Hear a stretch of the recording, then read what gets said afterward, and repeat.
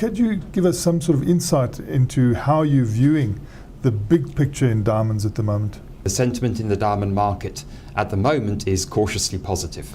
And our early indications are that the diamond sales from North America over the Christmas period were up, so that's good news. And how does this fit in with some of the pluses and the thrusts that you're trying to introduce operationally currently? We're looking forward to a more stable operating environment and a slightly increasing diamond price. You're talking about opening a new vista at Saxon Drift. We're developing the Saxon Drift Hill mine. This is immediately adjacent to the Saxon Drift mine itself, mining very similar gravels, but sufficiently far away for us to construct new infrastructure. We're very excited about this new operation. It's about to start commissioning in this month as well, and it's based on our bulk X-ray Burevestnik technology, both from a concentration perspective and a recovery perspective. This mine is being built for under $2 million and should have a very rapid payback based on the diamond prices and the grades of the gravels we have at Saxon Drift. What we are also planning is to do a similar style of operation on our Nieuwe Jaarskraal property. The conceptual plans for that have already been put together, and these, once they get approved by the board, will go to the pre-feasibility study stage. Now, I'm not quite sure if we can still do it at the same price of $2 million, as with Saxon Drift Hill, much of that property was built from current infrastructure.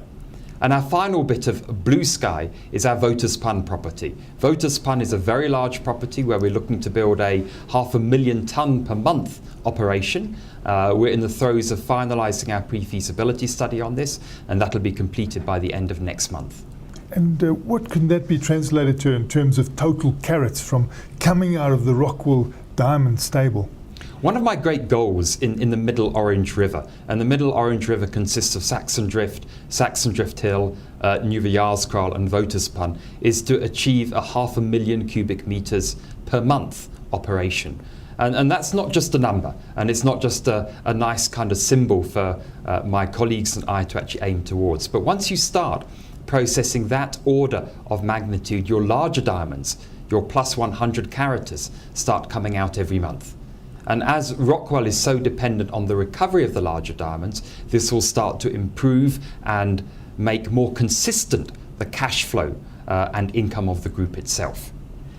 And getting back to the hard realities, you have some operational problems at Tirisano. You've closed that mine temporarily, you're re-looking at it. Clip Dam continues to lose. How are you dealing with those issues? Like Tirisano, it's been a very long story. We are going back to the drawing board, and in particular, we're having a very, very hard look at the metallurgy and in what technologies specifically would apply to the effective processing of gravels from the Tirisano deposit. And then around mergers and acquisitions, is there any low-hanging fruit? There are many different diamond juniors out there, not just trading at very large discounts, but also struggling for funding and with single projects. So we are of course looking at those other companies, because what Rockwell can bring is a very strong operational team and a very strong board and some of the lowest dollar per cubic meter processing costs actually in the overall industry. So yes, we are most certainly talking to people who have quality diamond deposits in reasonable jurisdictions. You're strengthening your board, and we notice that you are bringing on a seasoned veteran in the form of Rick Mennel. What sort of value do you expect Rick to add? And there are two specific areas where Rick will be able to help us, aside from being general guidance as a director. The first is in the area of corporate finance, and then secondly from a deal making perspective. And your loss situation at the moment, when do you think that you'll come out of the loss period? I would see from Q1, financial Q1 going forward next year, next financial year, that the Tirisano costs would basically go back to just being a care and maintenance budget, and then would have Saxon Drift, which as per a press release is meeting its budgetary targets. Saxon Drift Hill will be well in operation by then, and Clip Dam, which was one of our other problem children, would have started to actually knock its bootstraps as well.